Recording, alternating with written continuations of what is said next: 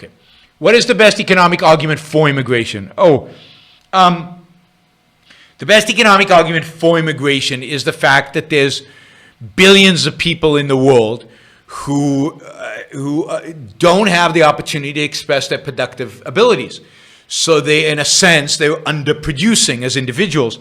They are not producing as much as they could. They're not creating as much wealth as they could. And that is true of very, very intelligent, highly productive people, and it's true of very, very simple, unproductive people. All of them are underproducing because they live in countries, they live in environments where the governments or the social structure is such that they're not allowed to be as productive as they could be.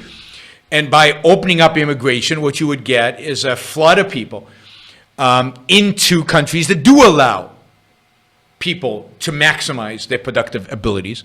And by doing that, you would dramatically increase production in those countries, and more so production on a global scale. So in a sense, it's the same argument as free trade. The free mobility of human beings and free mobility of capital, all of those are economically massively beneficial. I mean, I can't remember the numbers, but some economists did a calculation of what would happen if the whole world became an open borders, if you had open borders throughout the whole world, just from a purely economic perspective, put aside the questions of culture and the question of politics and the question of terrorism and all of those, just economics. I mean, I can't remember how much wealthier we'd become almost instantaneously because there's so much more production happening. Just think of, I mean, people always think that if you open borders in the United States, the people who would come here are poor Guatemalans and poor Mexicans, and that's true, they would come. But even more than that, entrepreneurial people from all over the world would come. The brightest, the smartest people from Vietnam and Cambodia and China and Mongolia and Russia and Scandinavia and Italy and Africa, the smartest people in Africa, they would all come to the United States. And they would all go to Silicon Valley and they would start companies and they would create products that we can't imagine them doing, things they cannot do in their own countries because they don't have the freedom, they don't have the resources, they don't have the capital, they don't have the workforce, they don't have the people who can make it happen. Here they can make it happen.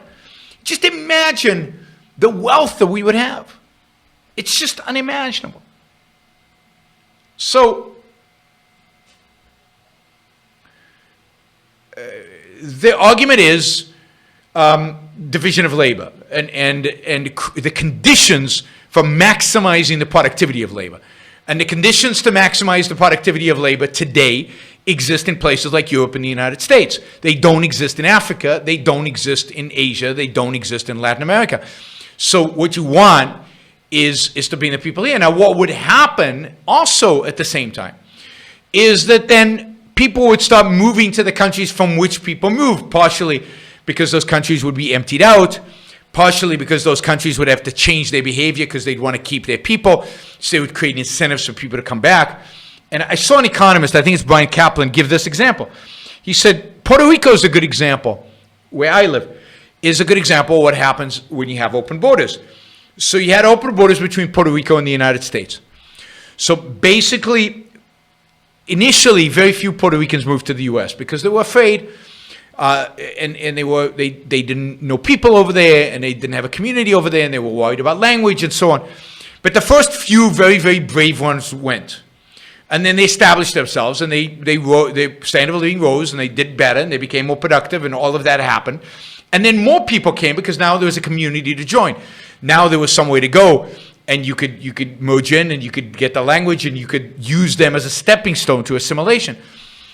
And over time, the Puerto Rican community grew to the point where half of Puerto Ricans live outside of Puerto Rico. They live in the United States, more than half, I think, after Maria. And they're richer in the United States. They're more productive in the United States, creating more wealth. Americans are better off because the Puerto Ricans have moved there. And Puerto Ricans are better off because the Puerto Ricans moved there. I mean, arguably, Puerto Rico's not better off, because Puerto Rico has lost half of its population, more than half, and arguably it's lost its most productive half, the people who are the biggest risk takers. But what it turns out is once Puerto Ricans get wealthier in the U.S., some of them come back to Puerto Rico and bring their money with them. And Puerto Rico has now created incentives to bring people like me to Puerto Rico. So I've left the United States and moved to Puerto Rico. So I live in Puerto Rico. So you see how, you know, these movements happen and there's a certain balance out, but ultimately the people who moved and the people who live with the people who moved are significantly better off. So that is the economic argument for immigration. And, you know, you can find it in works of Brian Kaplan. Look, I don't know what blog Brian Kaplan has, but I'm sure he has one. Brian Kaplan, I mean, again, don't agree with everything he says. I think he's an anarchist. As you know, I'm not. But his work on immigration is very good. There's another economist from Texas Tech University who wrote an excellent book on immigration that has a number of essays. Oh, my God.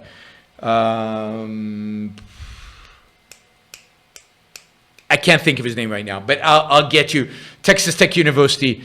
It's age. Names just don't come to my mind. But I'll get you the name. But there's a lot of good literature on the economics of immigration, and it's uniform. I mean, almost all economic studies on immigration show that it's a massive, massive benefit to everybody involved, except the countries that people are leaving, but they deserve it, right? They're crummy countries. To begin with, I wonder if I can ask you to capsulize. I know this is difficult. Can I ask you to capsulize your philosophy? What is Randism? First of all, I do not call it Randism, and I don't like that name. I call it Objectivism. All right. Meaning a philosophy based on objective reality. Now let me explain it as briefly as I can. First, my philosophy is based on the concept that reality exists as an objective absolute. That man's mind, reason, is his means of perceiving it. And that man needs a rational morality. I am primarily the creator of a new code of morality which has so far been believed impossible, namely a morality not based on faith. On faith? Not on faith, not on arbitrary whim, not on emotion, not on arbitrary edict, mystical or social, but on reason, a morality which can be proved by means of logic, which can be demonstrated to be true and necessary. How does objectivism differ from the philosophies that many of us have been exposed to in our youths? Philosophies based upon religions, theologians, dogmatists. The very first difference, objectivism tells you that it is not right, it is not proper to man to take anything on faith. Religion is a matter of faith. You accept a religion emotionally or because you were born to it. You have not chosen it rationally. What objectivism will tell you is that reason, man's reason, is his basic means of survival. That is the most important faculty which he has, and he has to guide his life and make his choices by means of his rational faculty. Mm-hmm. He has to make his own choices, but he has to know how to make them. It is immoral for him to act on his emotions, to be guided by the whim of the moment. That objectivism holds as very wrong, very immoral. And morality, in fact, consists of following your reason to the best of your ability. So that rationality is the basic virtue from which all the others proceed. My morality is based on man's life as a standard of value. And since man's mind is his basic means of survival, I hold that if man wants to live on earth and to live as a human being, he has to hold reason as an absolute, by which I mean that he has to hold reason as his only guide to action, and that he must live by the independent judgment of his own mind, that his highest moral purpose is the achievement of his own happiness, and that he must not force other people, nor accept their right to force him, that each man must live as an end in himself and follow his own rational self-interest. Tell me the value of selfishness. Use another word, self-esteem. The value of selfishness is that you esteem yourself as a value, that you live according to your nature, which means by the judgment of your own mind, and you respect your own mind, you respect your own ability to do the right thing, therefore you respect the possibility of being a morally virtuous person, and you regard yourself as a value worth preserving. To make a success of yourself in any line of rational activity is a great virtue. And people will attack you for exercising your ability, for hard work, for consistency, for ambition. And they will want to make you feel guilty of it.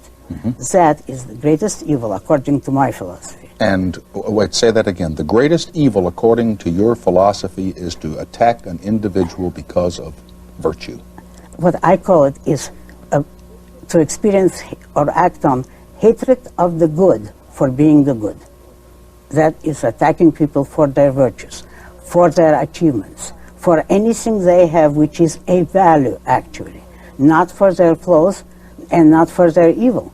In fact, people who preach that are the ones who are mawkish about the evil people, the failures, the liars, the cheats. Everybody who is weak suddenly acquires some kind of value.